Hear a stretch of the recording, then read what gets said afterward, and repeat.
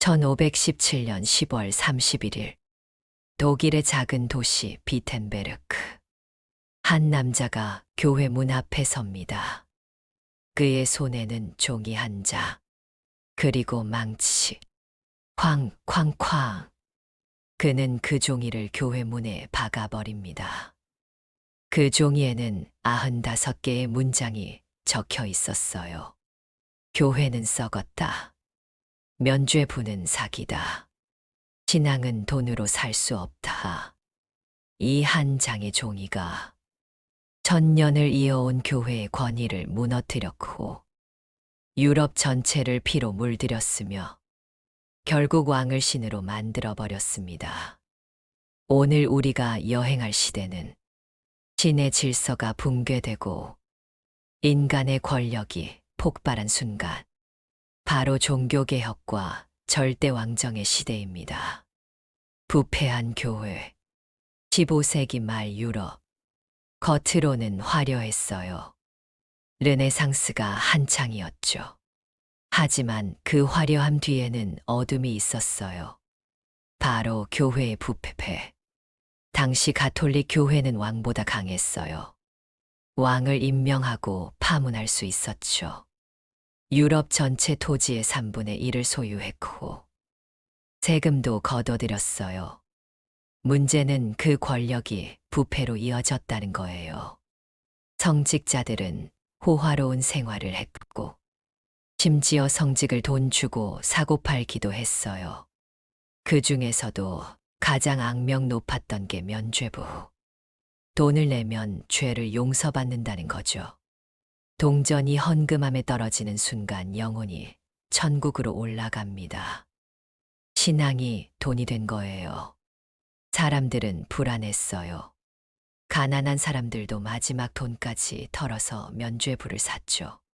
교회는 그 돈으로 바티칸의 성베드로 대성당을 지었어요. 신의 이름으로 가난한 자들을 착취한 거죠. 루터의 등장. 이때 한 남자가 분노했어요. 마르틴 루터. 독일의 신학 교수였죠. 그는 성경을 읽다가 깨달았어요. 구원은 오직 믿음으로만 온다. 신과 인간 사이에 중개자는 필요 없다. 그는 참을 수 없었어요. 1517년 10월 31일.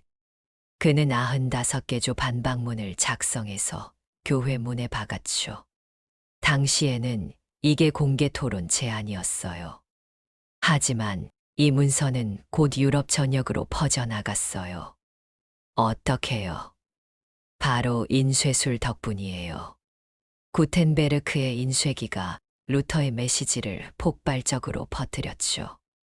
2주 만에 독일 전역에, 한 달 만에 유럽 전역에 퍼졌어요. 사람들은 열광했어요. 하지만 교황 레오 10세는 루터를 불렀어요. 당장 철회하라. 루터는 거부했어요. 내가 틀렸다는 걸 성경으로 증명하시오. 그는 파문당했어요. 하지만 이미 불은 붙었죠. 종교개혁의 확산. 루터의 외침은 유럽 곳곳에서 메아리 쳤어요. 스위스에서는 츠빙글리가, 프랑스와 스위스에서는 칼뱅이 나타났죠. 칼뱅은 예정설을 주장했어요. 신은 이미 누가 구원받을지 정해놨다. 그러니 열심히 일하고 성실하게 살아라. 이 사상은 자본주의 정신과 맞아떨어졌어요. 영국에서는 더 극적인 일이 벌어졌어요. 헨리 8세라는 왕이 이혼을 하고 싶었는데 교황이 허락하지 않았죠. 그래서 헨리 8세는 어떻게 했을까요? 아예 교회를 새로 만들어 버렸어요. 영국 국교회. 종교개혁이 정치적 도구가 된 순간이었죠. 피의 종교전쟁. 하지만 종교개혁은 자유만 가져온 게 아니었어요. 피도 가져왔죠. 프랑스에서는 위그노 전쟁이 일어났어요. 1572년 8월 24일 성 바르톨로메오 축일의 학살. 하루 만에 3,000명의 위그노가 죽었어요. 독일에서는 더 끔찍한 30년 전쟁이 벌어졌어요. 1618년부터 1648년까지 30년 동안 유럽이 불탔어요. 결과는 참혹했어요. 독일 인구의 3분의 1이 죽었어요. 어떤 지역은 70%가 사라졌죠.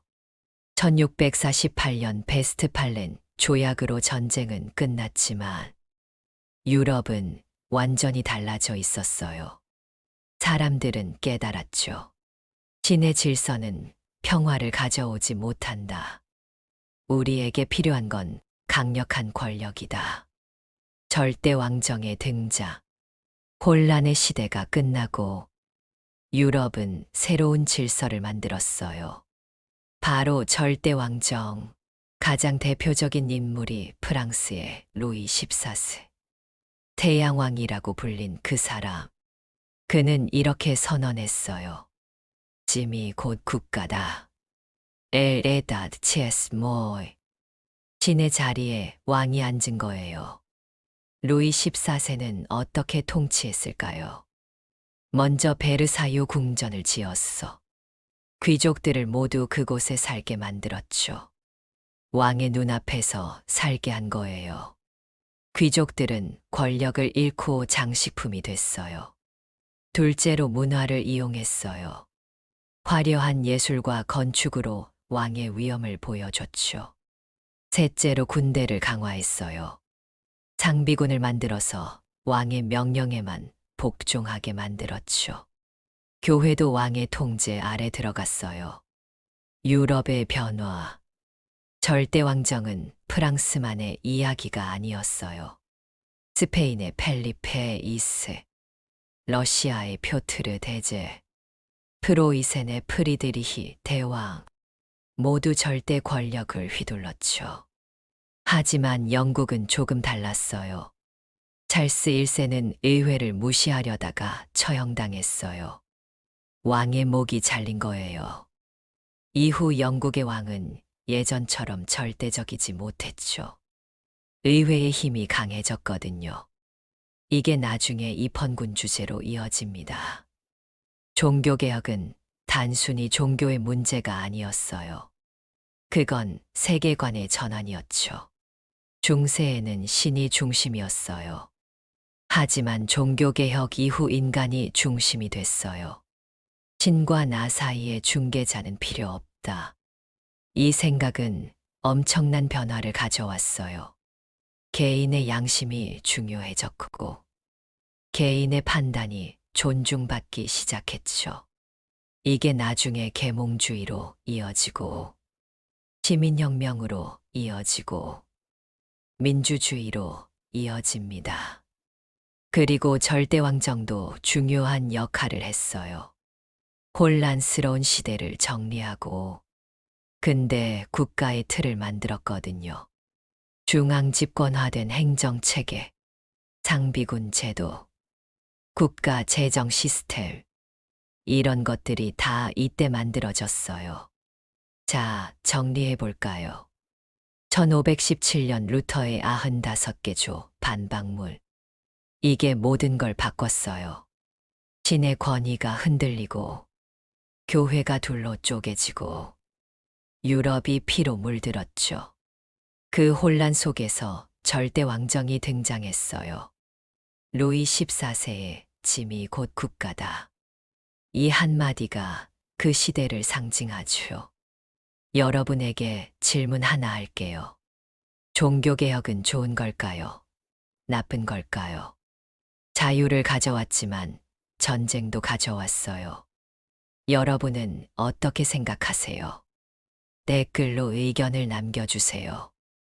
다음 시간에는 절대 왕정이 무너지고 시민들이 일어서는 순간 계몽주의와 시민혁명의 시대로 떠나보겠습니다.